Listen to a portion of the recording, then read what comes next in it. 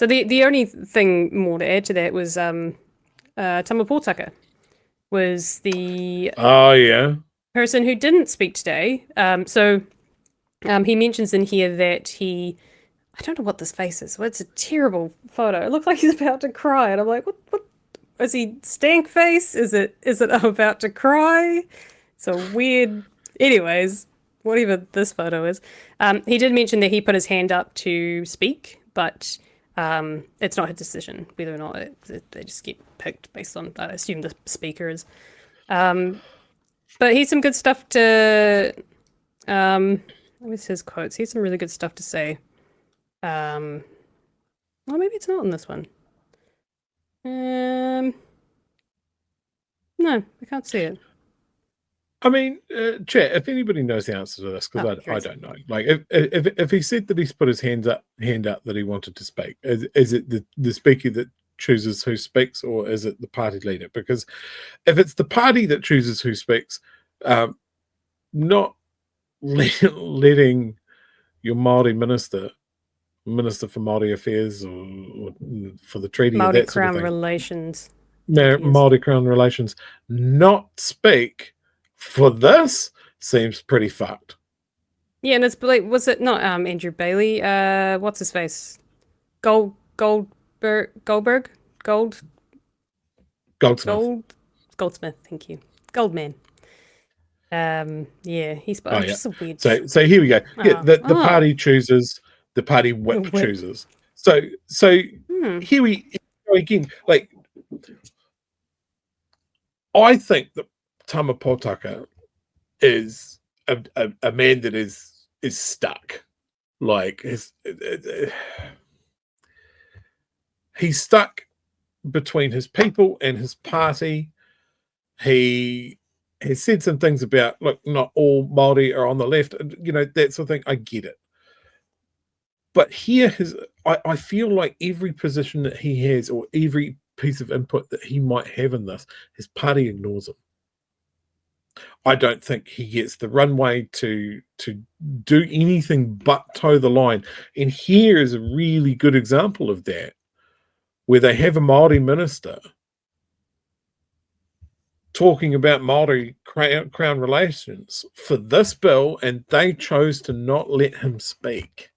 That's fucked. And like, the fact that it's been mentioned in here that he did put his hand up to speak. So he's saying, hey, I did want to speak, and now we know it's the political party that chooses. Yeah.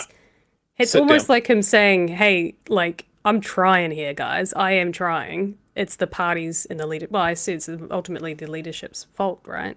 That he couldn't speak.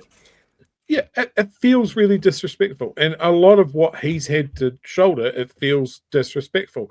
And I don't know. I've never met the man. I can only go by the interviews that there's been. But he's always felt like quite a conflicted person to me. And I don't know if he's just not strong enough to shake out of this. But it certainly seems that nobody is paying attention to this guy. And is it just because he is the brown face to deliver this government's bad news? Or does he want to move the needle at all? Or is he just there to let the National Party flow through him like the Force? It's fucked. Yeah, it's a strange. I feel very conflicted about Tama Potaka. Yeah, so do I. I'll read a quick what he said just to give some context. He said the bill's. Potaka has put his hand up for a speaking slot during the debate, but said the decision was not his to make. He said the bill's cremation day and Nehu burial day are coming. We've been very clear, National does not support the bill past its second reading, and there's been a whole host of organisations, individuals, experts, young people, rangatahi, that are completely opposed to the principles bill. There's been a great sense of kotahitanga around that, and I acknowledge that, respect it, and accept that today it will be dealt with. It's dead, it's gone, and today it will be buried. Very, very strong, clear message there. Yeah. Yeah. And I can only assume he was not allowed to, or was not chosen to speak, because it would have muddied, I think, the National Party's position on Māori issues for their voter population. Do you think it wouldn't have reflected, I guess, their general populace who vote for them? That might be a really good point. Like, I'm coming at it from a point of view of, like, Luxon doesn't want to be tainted by this whole thing, right? So I thought, man, if he's in the house and he got up and he just quite definitively said, cool, we're putting this to bed, we move forward as one country, rah, rah, rah. Could have been really, really inspiring. Could have also been really good to have your Minister for Māori Crown Relations get up and do a really strong speech to just go some way of cleansing National of the taint of this. Maybe it would have worked, maybe it wouldn't have. But what we've got here is no attempt to.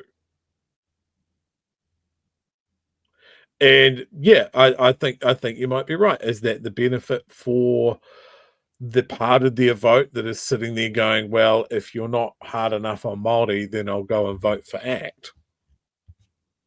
You know, is this the line? You know, we criticize Hipkins for walking, of pandering more to the further right of National of Labour's voting base, when that's also what National are doing. They're trying to retain the right wing of their voting base that will go to ACT otherwise. You know, it's strange. It seems unprincipled. Yeah, interesting thing to think about. I don't know what Potaka's going to do, but I think that face says a lot about how he feels about his own party at the moment. He's going to be another one of those guys that leaves Parliament and then goes, you know, everything that I did in there was bullshit, and I didn't believe in any of it, and I need to unburden my soul. It's like, you can do that now, man, while you're in there, and actually have some effect. You know, stand up for your people. But as I saw someone say in the chat, at every time he has chosen party over people.